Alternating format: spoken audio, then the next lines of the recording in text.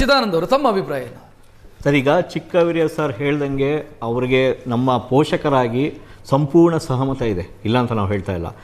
ಇಲ್ಲಿ ಜೊತೆಗೆ ನಾವು ಹಾಗೆ ಪೋಷಕನಾಗಿ ನನಗೆ ಕೇಳಿದರೆ ಇವರು ಸರ್ಕಾರಿ ಒಂದು ಶಾಲಾ ಒಂದು ಸಮೂಹದಲ್ಲಿದ್ದು ಇಂಥ ಒಂದು ಉತ್ತಮ ಒಂದು ನಿರ್ಧಾರವನ್ನು ತಗೊಂಡಿದ್ದಾರೆ. ಬಟ್ ನನಗೆ ಕೇಳಿದರೆ ಈ ಒಂದು ಮೊಬೈಲ್ ಹ್ಯಾಬಿಟ್ ಜಾಸ್ತಿ ಆಗೋಕ್ಕೆ ಕಾರಣ ಪ್ರೈವೇಟ್ ಶಾಲೆಗಳು ಸರ್. ಓಪನ್ ಆಗಿ ಡೈರೆಕ್ಟಾಗಿ ಹೇಳ್ತಾ ಇದ್ದೀನಿ. ಯಾಕಂದರೆ ನೀವು ಕೋವಿಡ್ ಮುಂಚಿನ ಭಾಗವನ್ನು ದಯವಿಟ್ಟು ತಾವು ಗಮನಿಸಿ. ಮನೆಯಲ್ಲಿ ಮಕ್ಕಳು ಮೊಬೈಲ್ ಯೂಸ್ ಮಾಡ್ತಾಯಿದ್ರು. ನಾವು ಶಾಲೆಗಳಲ್ಲಿ ಅದಕ್ಕೆ ಸಂಪೂರ್ಣವಾದ ಕಡಿವಾಣ ಇತ್ತು. ಯಾವುದೇ ಕಾರಣಕ್ಕೂ ಮೊಬೈಲಲ್ಲಿ ಶಾಲೆಗಳಲ್ಲಿ ಮೊಬೈಲನ್ನು ಪದನೇ ಬರ್ತಿರ್ಲಿಲ್ಲ. ಅವ್ರು ಹೇಳ್ದಂಗೆ ಬಹಳ ಸ್ಪಷ್ಟವಾಗಿ ಮಕ್ಕಳು ಹೋಮ್ವರ್ಕನ್ನು ಮತ್ತು ಅಸೈನ್ಮೆಂಟ್ಗಳನ್ನು ಡೈರಿಗಳಲ್ಲಿ ಬರ್ಕೊಂಬರ್ತಾಯಿದ್ರು. ಅಲ್ಲಿ ಮಕ್ಕಳ ಒಂದು ಬರವಣಿಗೆಯೂ ಸಹ ಜಾಸ್ತಿ ಆಗ್ತಾಯಿತ್ತು. ಯಾವಾಗ ಇದು ಕೋವಿಡ್ ಆಯಿತು ನೋಡಿ, ಒಂದು ಫೀಸ್ ವಸೂಲಿ ಮಾಡಬೇಕು ಅನ್ನೋ ಏಕೈಕ ಉದ್ದೇಶ ಇಟ್ಕೊಂಡು ಆನ್ಲೈನ್ ಅನ್ನೋ ಒಂದು ನಾಟಕ ಸ್ಟಾರ್ಟ್ ಆಯಿತು. ಅಲ್ಲಿಂದ ಏನಾಯಿತು, ಸಂಪೂರ್ಣವಾಗಿ ನಾವು ಪೋಷಕರು ಸೇರಿ ಒಂದು ರೀತಿ ಮೊಬೈಲಿಗೆ ಅಂಟ್ಕೊಂಡ್ಬಿಟ್ವಿ. ಮಕ್ಕಳು ಬಿಡಿ, ಮಕ್ಕಳು ಅಟ್ಲೀಸ್ಟ್ ಮನೇಲಿ ಬಂದಾಗ ನೋಡ್ತಾಯಿದ್ರು, ಶಾಲೆಯಲ್ಲಿ ಸಂಪೂರ್ಣವಾಗಿ ಇರಲಿಲ್ಲ.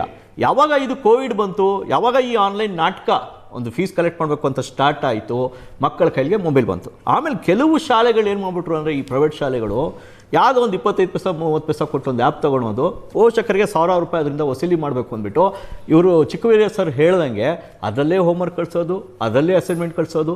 ನೀವು ಯಾವ ರೀತಿ ಮಗು ಮನೆಗೆ ಬಂದ ಮೇಲೆ ಮೊಬೈಲನ್ನು ನೋಡಬೇಡ ಅಂತ ಪೋಷಕ ಯಾಕೆ ಹೇಳೋಕ್ಕಾಗುತ್ತೆ? ಈಗ ನೀವೇ ಹೇಳಿದ್ರಿ, ಇವಾಗ ಒಂದು ರೀತಿ ನೀವು ಹೋಮ್ವರ್ಕನ್ನು ನಾನು ಆ ಒಂದು ಆ್ಯಪ್ ಕಿತ್ತೋಗಿರೋ ಆ್ಯಪಲ್ಲಿ ಹಾಕ್ಕೊಟ್ಬಿಟ್ಟಿರ್ತೀನಿ, ನೀನು ಆ್ಯಪೇ ಓಪನ್ ಮಾಡಬೇಕು ಅಂತ ಟೀಚರ್ ಹೇಳಿ ಕಳಿಸಿದಾಗ ಆ ಮಗು ಏನು ಮಾಡುತ್ತೆ? ವಿಧಿ ಇಲ್ದಿರೋ ತಂದೆ ತಾಯಿ ಹತ್ರ ಇರೋ ಮೊಬೈಲನ್ನ ಕಿತ್ಕೊಳ್ಳುತ್ತೆ, ಅಥವಾ ತನ್ನ ಹತ್ರ ಇರುವಂಥ ಮೊಬೈಲನ್ನು ಓಪನ್ ಮಾಡುತ್ತೆ. ಎಷ್ಟೊತ್ತು ನೋಡುತ್ತೆ ಅದು? ಹಬ್ಬಬ್ಬ ಅಂದರೆ ಒಂದು 30 ಇಂದ 40 ಸೆಕೆಂಡ್ ನೋಡ್ಬೋದು, ಯಾವುದು ಏನು ಹೋಮ್ವರ್ಕ್ ಅಂತ. ಉಳಿದಿರೋ 3-4 ಗಂಟೆ ಸೋಷಿಯಲ್ ಮೀಡಿಯಾದಲ್ಲಿ ಹೋಗ್ಬಿಡ್ತದೆ. ಸೊ ಇದು ಏನಾಯಿತು ಅಂದರೆ, ಗೇಟ್ ಓಪನ್ ಆಗೋದಕ್ಕೆ ಇದು ಮೂಲ ಕಾರಣ ಆಯಿತು. ಮೂಲ ಕಾರಣ ಆಗಿದ್ದಿಲ್ಲೇ. ಅದಕ್ಕಿಂತ ಮುಂಚೆ ನೀವು ಯಾವುದೇ ವಿದ್ಯಾರ್ಥಿಗೆ ಮಾತಾಡಿ ನೋಡಿ, ಅಥವಾ ಯಾವುದೇ ಒಂದು ಪ್ರೈವೇಟ್ ಇನ್ಸ್ಟಿಟ್ಯೂಷನ್ ಟೀಚರ್ಸ್ ಮಾತಾಡಿ ನೋಡಿ, ಯಾರಿಗೆ ಕೇಳಿ ನೋಡಿ, ಮೊಬೈಲ್ ಅನ್ನೋದು ಶಾಲೆಯಲ್ಲಿ ಇರಲೇ ಇರಲಿಲ್ಲ, ಸಂಪೂರ್ಣವಾಗಿ ಬ್ಯಾನ್ ಆಗಿತ್ತು. ಆ ಕಾನ್ಸೆಪ್ಟೇ ಇರಲಿಲ್ಲ ಶಾಲೆಗಳಲ್ಲಿ.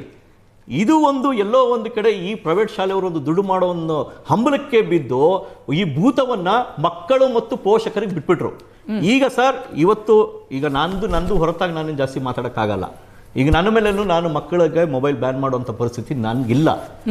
ಬಟ್ ನಿಜವಾಗ್ಲೂ ಇದು ಒಂದು ಸರ್ಕಾರಿ ಶಾಲೆ ಶಿಕ್ಷಕರೆಲ್ಲ ಸೇರಿಕೊಂಡು ಇಂಥ ಮೊಬೈಲ್ ಬಿಡಿ ಪುಸ್ತಕ ಇಡಿ ಅನ್ನೋಂಥ ಕಾನ್ಸೆಪ್ಟ್ ಮಾಡಿದಾರಲ್ಲ, ಇದು ಅದ್ಭುತವಾದ ಕಾನ್ಸೆಪ್ಟ್. ದಯವಿಟ್ಟು ತುಂಬ ಚೆನ್ನಾಗಿರೋ ಚಿಕ್ಕವೀರಯ್ಯ ಅವರೇ, ಈಗ ನಾನು ಅದೇ ಹೇಳ್ತಿದ್ದೆ, ಇಲ್ಲಿ ನಾವು ಕೇಂದ್ರೀಕರಿಸ್ತಾ ಇರೋದು ಜನರೇಷನ್ ಆಲ್ಫಾ 2010 ಆ ನಂತರ ಹುಟ್ಟಿದಂಥ ಮಕ್ಕಳು, ಅವರನ್ನು ಕೇಂದ್ರೀಕರಿಸ್ತಾ ಇದ್ದೀವಿ. ಅವರ ಮನಸ್ಥಿತಿಯ ಬಗ್ಗೆ ಸ್ಟಡಿ ಆಗಿದೆಯಾ, ಹೆಂಗಿದಾರ ಮಕ್ಕಳು ನನಗೆ ಗೊತ್ತಿಲ್ಲ. ನೀವು ಶಿಕ್ಷಕರಾಗಿ ನೀವು ನೋಡಿದ್ದೀರಿ, ಏನು ಹೇಳ್ತೀರಿ? ಆ ಮಕ್ಕಳು ಯಾಕೆ ಆ ಮೊಬೈಲ್ಗೆ ಮಾರು ಹೋಗ್ತಾ ಇದ್ದಾವೆ? ಯಾಕೆ ಮೊಬೈಲ್ ಅವರಿಗೆ ಚಟವಾಗಿ ಬದಲಾಗ್ತಾ ಇದೆ? ಹೌದು ಸರ್, ಭಾಳ ಒಳ್ಳೆ ವಿಚಾರ ಸರ್. ಯಾಕೆ ಮೊಬೈಲ್ಗೆ ಚಟವಾಗಿ ಮಕ್ಕಳು ಅಡಾಪ್ಟ್ ಆಗ್ತಾ ಇದ್ದಾರೆ ಅಂದರೆ, ಭಾಳ ಸುಲಭವಾಗಿ ಒಂದು ಕಲ್ಲರ್ ವರ್ಡ್ ಓಪನ್ ಆಗುತ್ತೆ ಸರ್. ಒಂದು ಮಾದರಿ ಪೋಷಕ ಹತ್ರ ನೋಡಿ, ಇವರು ಸರ್ ಹೇಳ್ದಾಗೆ ಒಂದು ಮಾದರಿ ಪೇರೆಂಟಿಂಗ್ ಇರ್ಬೇಕು ಸರ್. ಈಗ ಕೆಲವ್ರ ಮನೆಗಳು ನಾವು ನೋಡಿದ್ವಿ ಸರ್, ಟಿ ವಿನೂ ಆನ್ ಆಗಿರುತ್ತೆ, ಮೊಬೈಲು ಆನ್ ಮಾಡ್ಕೊಂಡಿರ್ತಾರೆ, ತಟ್ಟೆಯಲ್ಲಿ ಊಟನೂ ಇರ್ತದೆ, ಎಲ್ಲನೂ ಒಂದೇ ಅಟ್ ಎ ಟೈಮ್ ನೋಡ್ತಾ ಇರ್ತಾರೆ. ಇದ್ರ ಏನು ಸೂಚಿಸ್ತದೆ? ಭಾಳ ನೋವಿನ ಸಂಗತಿ. ಮಕ್ಕಳು ನಾವು ಏನು ಹೇಳ್ತೀವಿ ಅನ್ನೋದಕ್ಕಿಂತ ನಾವು ಏನನ್ನ ಮಾಡ್ತಿದ್ದೀವಿ ಅದನ್ನು ಫಾಲೋ ಮಾಡ್ತಾರೆ ಸರ್. ನಾವು ಮಾದರಿ ವ್ಯಕ್ತಿತ್ವವನ್ನು ಇಟ್ಕೊಬೇಕು ಸರ್. ಯಾಕೆ ಅಡಾಪ್ಟೇಷನ್ ಜಾಸ್ತಿ ಆಗ್ತಾ ಇದ್ರೆ, ಈ ರೀಲ್ಸ್ಗಳು, ಫೇಸ್ಬುಕ್ಕು, ವಾಟ್ಸಪ್ಪು ಇವೆಲ್ಲವೂ ಕೂಡ ಆಕರ್ಷಕವಾಗಿ ಕಾಣ್ತಾ ಇದ್ದಾವೆ ಮಕ್ಕಳು. ನೋಡಿ, ಮಕ್ಕಳಿಗೆ ಈ ಶ್ರವಣ ಮತ್ತು ದೃಶ್ಯ ಮಾಧ್ಯಮದ ಮೂಲಕ ಕಾಣುವಂಥ ಪ್ರಭಾವ ಇದೆಯಲ್ಲ, ಸಾಮಾಜಿಕ ಮಾಧ್ಯಮಗಳು ಕಾಣುವ ಪ್ರಭಾವ ಅವ್ರಿಗೆ ಬೇರೆ ಕಡೆ ಕಾಣಲಿಕ್ಕೆ ಸಾಧ್ಯ. ಎಲ್ಲ ಕಲರ್ಫುಲ್ ಆಗಿರುತ್ತೆ, ಶಾರ್ಟ್ ಆಗಿರುತ್ತೆ, ಮನರಂಜನೆ ಇರ್ತದೆ, ಒಂದು ಮಾದಕತೆ ಇರ್ತದೆ ಅದರೊಳಗಡೆ. ಅದೆಲ್ಲರ ದೃಷ್ಟಿಯಿಂದ ಏನಾಗ್ತದೆ, ಮಕ್ಕಳು ಅಡಾಪ್ಟ್ ಆಗಿಬಿಡ್ತಾರೆ ಬೇಗ. ನನಗೊಂದು ಮೊಬೈಲ್ ಬರಬೇಕು ಸರ್. ನೀವು ನಂಬಲ್ಲ, ಎಷ್ಟೋ ಮನೆಗಳಲ್ಲಿ ಸರ್ ಮಕ್ಕಳು ಊಟ ಮಾಡಿಸೋ ದೃಷ್ಟಿಯಿಂದ ಮೊಬೈಲ್ ಕೊಡಿಸಿದ್ದಾರೆ. ಎಷ್ಟೋ ಮನೆಗಳಲ್ಲಿ ತನ್ನ ಮಗ ತಾನು ಹೇಳಿದ ಮಾತನ್ನು ಕೇಳಿ ಅನ್ನೋ ದೃಷ್ಟಿಕೋನದಿಂದ, ಅಥವಾ ಮಗಳು ಕೇಳಿ ಅನ್ನೋ ದೃಷ್ಟಿಕೋನದಿಂದ ಮೊಬೈಲ್ ಕೊಡಿಸಿರೋಂಥ ಉದಾಹರಣೆಗಳಿದ್ದಾವೆ. ನಾವು ಪ್ರಾಕ್ಟಿಕಲ್ ಆಗಿ ಹೇಳ್ತಿರೋದು. ಮಕ್ಕಳ ಮನಸ್ಸು ಭಾಳ ಸೂಕ್ಷ್ಮ. The child is the father of man ಅಂತೇಳಿ BM ಶ್ರೀಕಂಠ ಅವರು ಹೇಳ್ತಾರೆ. ಮಗು ಮನುಜನಿಗೆ ತಂದೆ.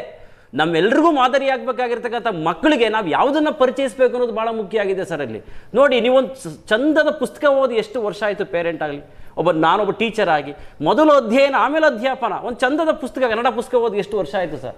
ಈ 2020 ನಂತರ ಬಂದಿದೆಯಲ್ಲ, ಅಥವಾ ಏನು 2000 ಇಸ್ವಿ ನಂತರ 21-22 ವರ್ಷ. ಚಿಕ್ಕವೀರಯ್ಯವರೇ, ಇಲ್ಲಿ ಮಕ್ಕಳು ಮೊಬೈಲ್ಗೆ ಅಡಿಕ್ಟ್ ಆಗಿದ್ದ ಅಥವಾ ಪೋಷಕರು ಅವರನ್ನ ಅಡಿಕ್ಟ್ ಮಾಡಿಸಿದ್ದ ಅಂತ ಸರ್ 2 ಮಾರ್ಗದಲ್ಲಿ ಹೇಳ್ಬೋದು. ಉದಾಹರಣೆಗೆ ಮೊಬೈಲ್ ಅಂತೂ ಮಕ್ಕಳಂತೂ ಕೊಂಡ್ಕೊಳಕ್ಕೆ ಸಾಧ್ಯ ಇಲ್ಲ.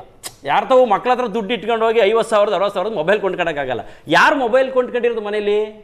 ಪೋಷಕರು. ಇನ್ ಜನರಲಿ ಪೋಷಕರು ಅವ್ರು ಏನು ಮಾಡ್ತಾರೆ, ಅವ್ರ ಕೆಲಸಗಳಾಗಲಿ ಅನ್ನೋ ದೃಷ್ಟಿ. ಉದಾಹರಣೆ ಅಂಗಡಿಗೆ ತರಕಾರಿ ತಗೊಂಬ ಅಂತ ಕೇಳ್ತಾರೆ. ಸುಮ್ಮನೆ ಇವೆಲ್ಲ ಸಣ್ಣ ಸಂಗತಿಗಳಾದ್ರೂ ಮುಖ್ಯವಾಗ್ತದೆ.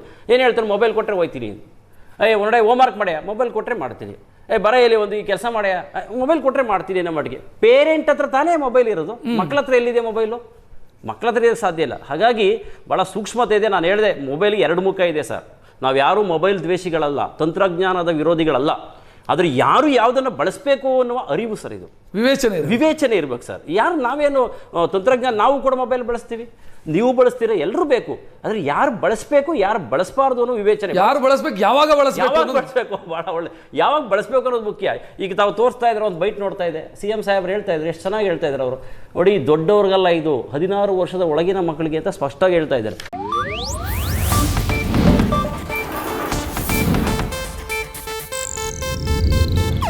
ಇದು ಏಷ್ಯಾನೆಟ್ ನ್ಯೂಸ್ ನೆಟ್ವರ್ಕ್ ಪ್ರಸ್ತುತಿ.